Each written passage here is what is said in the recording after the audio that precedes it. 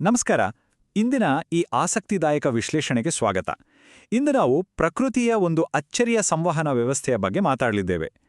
ಜೇನುಹುಳುಗಳು ಅಂದ್ರೆ ನಮಗೆಲ್ಲ ಜೇನುತುಪ್ಪ ನೆನಪಾಗುತ್ತೆ ಅಲ್ವಾ? ಆದರೆ ಅವುಗಳ ನಡುವೆ ನಡೆಯುವ ಮಾತುಕತೆ ಅಥವಾ ಸಂವಹನ ಇದೆಯಲ್ಲ, ಅದು ನಮ್ಮ ಊಹೆಗೂ ನಿಲ್ಕದಷ್ಟು ಅದ್ಭುತವಾಗಿದೆ. ಅವು ತಮ್ಮಲ್ಲೇ ಎಷ್ಟು ನಿಖರವಾಗಿ ಮೆಸೇಜ್ ಪಾಸ್ ಮಾಡ್ತವೆ ಅನ್ನೋದನ್ನ ನಾವಿಂದು ಡಿಕೋಡ್ ಮಾಡೋಣ. ಈಗ ನಿಮ್ಗೊಂದು ಕುತೂಹಲಕಾರಿ ಪ್ರಶ್ನೆ.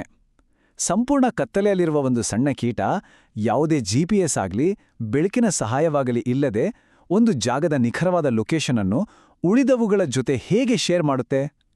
ಯಾವುದೇ ಮ್ಯಾಪ್ ಇಲ್ಲದೆ ಕತ್ತಲೆಯಲ್ಲಿ ಹಾರಾಟದ ಮಾರ್ಗವನ್ನೇ ಸೃಷ್ಟಿಸುವ ಈ ಬಯೋಲಾಜಿಕಲ್ GPS ವ್ಯವಸ್ಥೆಯ ಹಿಂದಿನ ರಹಸ್ಯವನ್ನ ಈಗ ಭೇದಿಸೋಣ ಬನ್ನಿ. ಮೊದಲನೇದಾಗಿ ಈ ಪ್ರಸಿದ್ಧ ವ್ಯಾಗಲ್ ಡ್ಯಾನ್ಸ್ ಅಥವಾ ಬಳುಕುವ ನೃತ್ಯ ಅಂದ್ರೇನು ಅನ್ನೋದನ್ನ ನೋಡೋಣ. ಈ ವ್ಯಾಗಲ್ ಡ್ಯಾನ್ಸ್ ಅಂದ್ರೆ ಜೇನುಹುಳುಗಳು ಇಂಗ್ಲಿಷ್ನ 8 ಆಕಾರದಲ್ಲಿ ಸುತ್ತುತ್ತಾ ತಮ್ಮ ಗೂಡಿನ ಇತರ ಸದಸ್ಯರಿಗೆ ಆಹಾರ ಎಲ್ಲಿದೆ ಅಂತ ಪಕ್ಕಾ ಲೊಕೇಶನ್ ಕೊಡುವ ಒಂದು ವಿಶೇಷ ವಿಧಾನ. ಇದನ್ನ ಕೇವಲ ಒಂದು ಡ್ಯಾನ್ಸ್ ಅಂತ ಅನ್ಕೋಬೇಡಿ, ಇದೊಂದು ಅತ್ಯಂತ ಸಂಕೀರ್ಣವಾದ ಪರ್ಫೆಕ್ಟ್ ಆದ ಭಾಷೆ.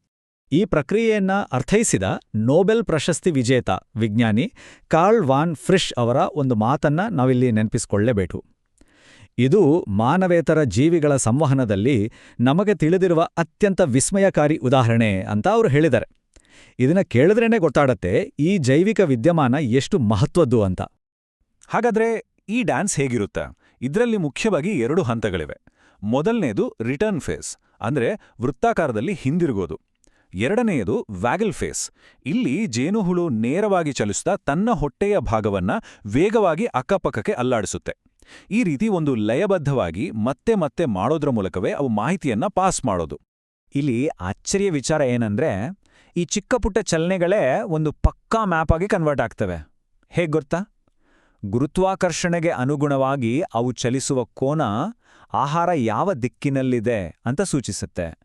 ಇನ್ನು ಈ ಡ್ಯಾನ್ಸ್ ಎಷ್ಟು ಹೊತ್ತು ನಡೆಯುತ್ತೆ ಅನ್ನೋದು ಆಹಾರ ಎಷ್ಟು ದೂರದಲ್ಲಿದೆ ಅಂತ ತಿಳಿಸುತ್ತೆ. ಹಾಗೇನೆ ಆ ಬಳುಕುವ ವೇಗ ಮತ್ತು ತೀವ್ರತೆ ಆ ಆಹಾರದ ಕ್ವಾಲಿಟಿ ಹೇಗಿದೆ ಅಂತ ನಿರ್ಧರಿಸುತ್ತೆ.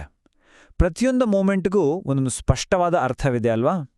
ಈ ವ್ಯವಸ್ಥೆಯ ನಿಖರತೆ ಯಾವ ಮಟ್ಟಿಗೆ ಇರುತ್ತೆ ಅಂದ್ರೆ, ಜೇನುಹುಳುಗಳು ಕೇವಲ 1 ಸೆಕೆಂಡ್ ಕಾಲ ಈ ವ್ಯಾಗಲ್ ನೃತ್ಯ ಮಾಡಿದ್ರೆ ಸಾಕು, ಆಹಾರವು ಸರಿಸುಮಾರು 1 ಕಿಲೋಮೀಟರ್ ದೂರದಲ್ಲಿದೆ ಅಂತ ಪಕ್ಕಾ ಲೆಕ್ಕ ಹಾಕಬಹುದು. ಕೇವಲ 1 ಸೆಕೆಂಡ್ ನೃತ್ಯ 1 ಕಿಲೋಮೀಟರ್ ದೂರವನ್ನ ಸೂಚಿಸುತ್ತೆ. ಅಬ್ಬಾ, ಎಂತಹ ಲೆಕ್ಕಾಚಾರ ನೋಡಿ. ಎರಡನೇ ವಿಭಾಗಕ್ಕೆ ಬರೋಣ. ಪಿಚ್ ಡಾರ್ಕ್ ಅಂದ್ರೆ ಕಗ್ಗತ್ತಲೆಯಲ್ಲಿ ಈ ಸಂಕೇತಗಳನ್ನ ಅವು ಹೇಗೆ ಅರ್ಥ ಮಾಡ್ಕೊಳ್ತವೆ? ನಿಮ್ಗೆಲ್ಲ ಗೊತ್ತಿರೋ ಹಾಗೆ ಗೂಡಿನ ಒಳಗೆ ಸಂಪೂರ್ಣ ಕತ್ಲಿರುತ್ತೆ. ಅಲ್ಲಿ ಕಣ್ಣಿಗೆ ಯಾವುದೇ ಕೆಲಸ ಇಲ್ಲ. ಅಂದ್ಮೇ ಈ ಡ್ಯಾನ್ಸ್ ಅನ್ನ ಬೇರೆ ಹುಳುಗಳು ಕಣ್ಣಿಂದ ನೋಡಕ್ಕೆ ಸಾಧ್ಯನೇ ಇಲ್ಲ, ಹೌದಲ್ವಾ? ಬದಲಾಗಿ ಅವು ಇದನ್ನ ಸ್ಪರ್ಶ ಮತ್ತು ಕಂಪನಗಳ ಮೂಲಕ ಫೀಲ್ ಮಾಡ್ತವೆ. ಹಾಗಾಗಿ ಇದನ್ನ ನೃತ್ಯ ಅನ್ನೋದಕ್ಕಿಂತ ಸಂಪೂರ್ಣವಾಗಿ ಟಚ್ ಮತ್ತು ವೈಬ್ರೇಷನ್ ಮೇಲೆ ನಿಂತಿರುವ ಒಂದು ಭಾಷೆ ಅನ್ನೋದು ಹೆಚ್ಚು ಸೂಕ್ತ. ಹಾಗಾದ್ರೆ ಉಳಿದ ಜೇನುಹುಳುಗಳು ಈ ಮೆಸೇಜನ್ನ ಹೇಗೆ ರಿಸೀವ್ ಮಾಡ್ತವೆ? ಇದು ಇನ್ನಷ್ಟು ರೋಚಕವಾಗಿದೆ. ಮೊದಲು ಹಿಂಬಾಲಿಸುವ ಜೇನುಹುಳುಗಳು ತಮ್ಮ ಏಂಟೆನಾಗಳನ್ನ ಆ ನರ್ತಿಸುವ ಹುಳುವಿನ ಕಡೆಗೆ ಚಾಚ್ತವೆ. ಆಮೇಲೆ ತಮ್ಮ ದೇಹದ ಕೋನಕ್ಕೆ ತಕ್ಕಂತೆ ಆಂಟೆನಾಗಳ ಪೊಸಿಷನ್ ಅನ್ನ ಚೇಂಜ್ ಮಾಡ್ಕೊಳ್ತವೆ. ಈ ನಿರಂತರ ಸ್ಪರ್ಶದ ಮೂಲಕ ಅವು ಯಾವುದೇ ಆಂಗಲ್ನಲ್ಲಿದ್ರೂ ಸರಿ ಮಾಹಿತಿಯನ್ನ ಈಸಿಯಾಗಿ ಡಿಕೋಡ್ ಮಾಡ್ಬಿಡ್ತವೆ. ಅಂದ್ರೆ ಅವು ಅಕ್ಷರಶಃ ಜೀವಂತ ಸೆನ್ಸರ್ಗಳ ಥರ ಕೆಲಸ ಮಾಡ್ತವೆ. ಈಗ 3ನೇ ಭಾಗ, ಈ ಪುಟ್ಟ ಕೀಟಗಳ ಆಂತರಿಕ ದಿಕ್ಸೂಚಿ ಅಂದ್ರೆ ಇಂಟರ್ನಲ್ ಕಂಪಾಸ್ ಮತ್ತು ಅವುಗಳ ಮೆದುಳಿನ ಲೆಕ್ಕಾಚಾರ ಹೇಗ್ ನಡೆಯುತ್ತೆ ಅಂತ ನೋಡೋಣ. ಇಲ್ಲೊಂದು ಪ್ರಮುಖ ಅಂಶವನ್ನ ನಾವು ಗಮನಿಸಬೇಕು. ಜೇನುಹುಳುಗಳು ತಮ್ಮ ಆಂಟೆನಾಗಳಿಂದ ಬರುವ ಟಚ್ ಸಿಗ್ನಲ್ಗಳನ್ನ ಮತ್ತು ತಮ್ಮ ದೇಹದಲ್ಲಿರುವ ಗುರುತ್ವಾಕರ್ಷಣೆಯ ಆಂತರಿಕ ಸೆನ್ಸನ್ನ ಒಟ್ಟಿಗೆ ಸೇರಿಸ್ತವೆ. ಈ 2 ಬೇರೆ ಬೇರೆ ಕೋನಗಳನ್ನ ನಿರಂತರವಾಗಿ ಲೆಕ್ಕ ಹಾಕುತ್ತಾ ಆ ಡ್ಯಾನ್ಸ್ ಮಾಡ್ತಿರೋ ಹುಳು ಕೊಡ್ತಿರೋ ಮೆಸೇಜ್ನ ಅರ್ಥ ಮಾಡಿಕೊಂಡು ಊಟ ಎಲ್ಲಿದೆ ಅನ್ನೋ ಪರ್ಫೆಕ್ಟ್ ಫ್ಲೈಟ್ ರೂಟ್ ಅನ್ನ ರೆಡಿ ಮಾಡ್ಕೊಳ್ತವೆ. ಸೈಂಟಿಸ್ಟ್ಗಳ ಕಂಪ್ಯೂಟರ್ ಮಾಡೆಲ್ಗಳ ಪ್ರಕಾರ ಇಷ್ಟೊಂದು ಕಾಂಪ್ಲೆಕ್ಸ್ ಆಗಿರುವ, ಬದುಕುಳಿಯಲು ಅತ್ಯಗತ್ಯವಾದ ಈ ಲೆಕ್ಕಾಚಾರಗಳನ್ನ ಮಾಡಲು ಜೇನುಹುಳುವಿನ ಮೆದುಳಿನಲ್ಲಿ ಬೇಕಾಗೋದು ಕೇವಲ 100ಕ್ಕೂ ಕಡಿಮೆ ನ್ಯೂರಾನ್ಗಳು.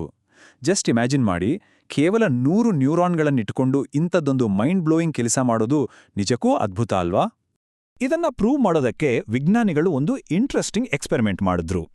ಅವರು ಕೆಲವು ಜೇನುಹುಳುಗಳನ್ನ ಬಲವಂತವಾಗಿ ಬೇರೊಂದು ಉದ್ದನೆಯ ಟನೆಲ್ ಮಾರ್ಗದಲ್ಲಿ ಕಳಿಸಿದ್ರು. ಅಲ್ಲಿನ ದೃಶ್ಯಗಳ ಹರಿವು ಹೇಗಿತ್ತಂದ್ರೆ ಆ ಹುಳುಗಳು ತಾವು ತುಂಬಾ ದೂರ ಹಾರಿದಿವಿ ಅಂತ ಅನ್ಕೋಬೇಟಿತ್ತು.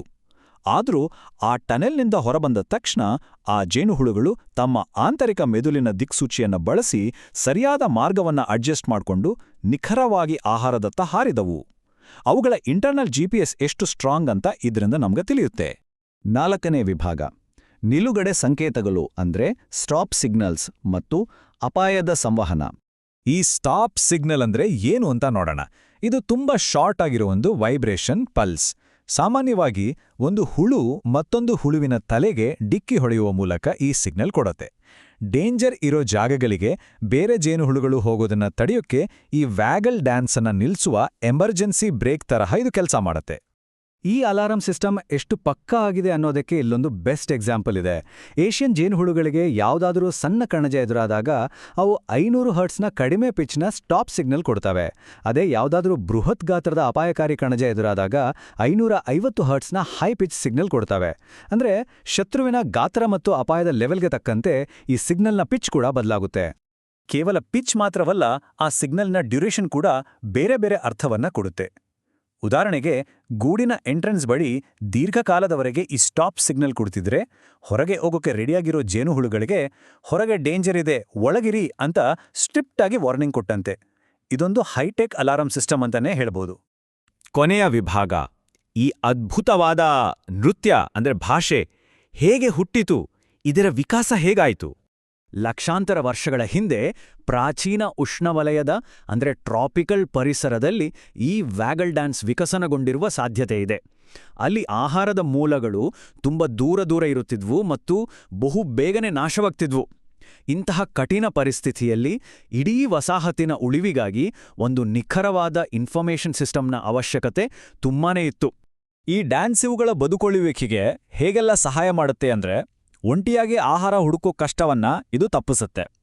ಬೇಗನೆ ಮುಗ್ದೋಗುವ ಆಹಾರವನ್ನ ಇಡೀ ಗುಂಪು ಒಟ್ಟಾಗಿ ಸೇರಿ ಫಾಸ್ಟಾಗಿ ಕಲೆಕ್ಟ್ ಮಾಡಲು ಸಹಾಯ ಮಾಡುತ್ತೆ. ಮತ್ತು ಅಸಂಖ್ಯಾತ ಹೂವುಗಳ ನಡುವೆ ಯಾವ ಹೂವಿನಲ್ಲಿ ಅತಿ ಹೆಚ್ಚು ಮಕರಂದ ಇದೆ ಅಂತ ಹುಡುಕಿ ಇಡೀ ಕಮ್ಯುನಿಟಿಗೆ ಗೈಡ್ ಮಾಡುತ್ತೆ. ಒಟ್ಟಾರೆಯಾಗಿ ಹೇಳಬೇಕಂದ್ರೆ ಇದು ಇಡೀ ಗೂಡನ್ನ ಒಂದು ಸೂಪರ್ ಎಫಿಷಿಯೆಂಟ್ ಆದ ಕಲೆಕ್ಟಿವ್ ಇಂಟೆಲಿಜೆನ್ಸ್ ಆಗಿ ಬದಲಾಯಿಸುತ್ತೆ. ಈ ವಿಶ್ಲೇಷಣೆಯನ್ನ ಮುಗಿಸುವ ಮುನ್ನ ಇದೊಂದು ಆಳವಾದ ವಿಚಾರವನ್ನ ನಾವು ಯೋಚಿಸಲೇಬೇಕು. ಕೇವಲ 100ಕ್ಕೂ ಕಡಿಮೆ ನ್ಯೂರಾನ್ಸ್ಗಳಿರುವ ಒಂದು ಪುಟ್ಟ ಕೀಟದ ಮೆದುಳು ಇಷ್ಟೊಂದು ನಿಖರವಾದ ಲೆಕ್ಕಾಚಾರಗಳನ್ನು ಮಾಡುತ್ತೆ ಮತ್ತು ಡೇಂಜರ್ ಸಿಗ್ನಲ್ಗಳನ್ನು ಇಷ್ಟು ಪರ್ಫೆಕ್ಟಾಗಿ ಕಮ್ಯುನಿಕೇಟ್ ಮಾಡುತ್ತೆ ಅಂದರೆ ಆ ಸರಳ ಮೆದುಳಿನ ಬಗ್ಗೆ ನಮ್ಮಿರುವ ಐಡಿಯಾನೇ ನಾವು ಬದಲಾಯಿಸ್ಕೋಬೇಕಲ್ವಾ? ದೃಷ್ಟಿಯೇ ಇಲ್ಲದೆ ಕೇವಲ ಸ್ಪರ್ಶ ಮತ್ತು ಕಂಪನೆಗಳಿಂದ ನಡೆಯುವ ಈ ಜೇನುಹುಳುಗಳ ಭಾಷೆ ಪ್ರಕೃತಿಯ ಅತಿ ದೊಡ್ಡ ವಿಸ್ಮಯಗಳಲ್ಲೊಂದು. ಈ ಅದ್ಭುತ ಸಂವಹನ ವ್ಯವಸ್ಥೆಯ ಬಗ್ಗೆ ನಿಮ್ಗೂ ಹೊಸ ವಿಷಯಗಳು ತಿಳಿದಿವೆ ಅಂತ ಭಾವಿಸ್ತೀನಿ.